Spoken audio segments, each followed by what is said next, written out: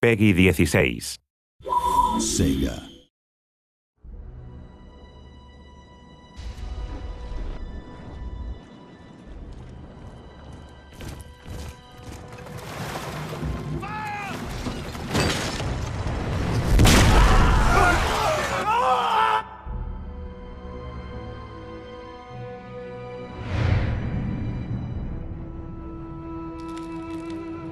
Rome 2 is going to be an absolutely massive game. It is by far the biggest and best Total War game ever. And that's bigger in terms of the scale of the maps, the scale of the armies, the scale of the cities you'll be fighting over. You can go from the sea to the land and have massive combined battles. Carthage is on the North African coast. It's quite a long way from Rome, but at the time it was a major trading sea power and a really big rival to Rome.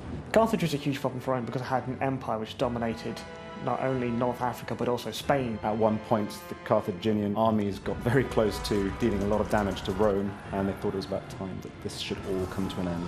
Because Rome was really on the cusp of losing the war to Carthage, so they had to come up with a masterstroke. The siege of Carthage had been going on for several years, so Scipio was sent to break it. Scipio was a renowned Roman general in charge of this attack, the final assault on Carthage, and his orders were to annihilate the city.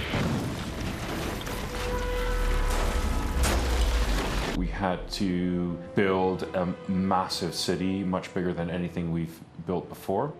Now, one of the problems we have depicting huge cities like Carthage in a game is on the one hand, you've got to be faithful to what the place was actually like, but on the other hand, it has to fit into the context of the game.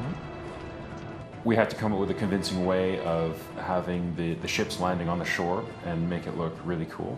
There are trade-offs. There are trade-offs between depicting it at exactly the correct scale and making a game that's actually playable. Shields on me!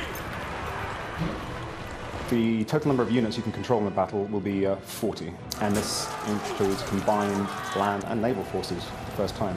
So there's a lot more going on. There's more to see. There's more terrain to cover.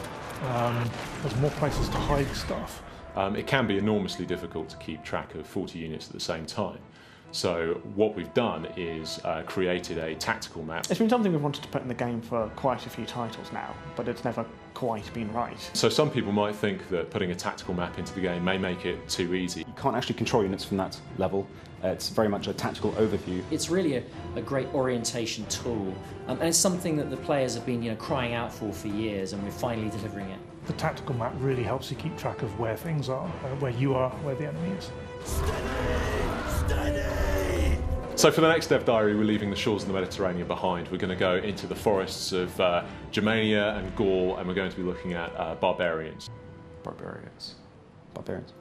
No, just kidding, don't do that. Cut that.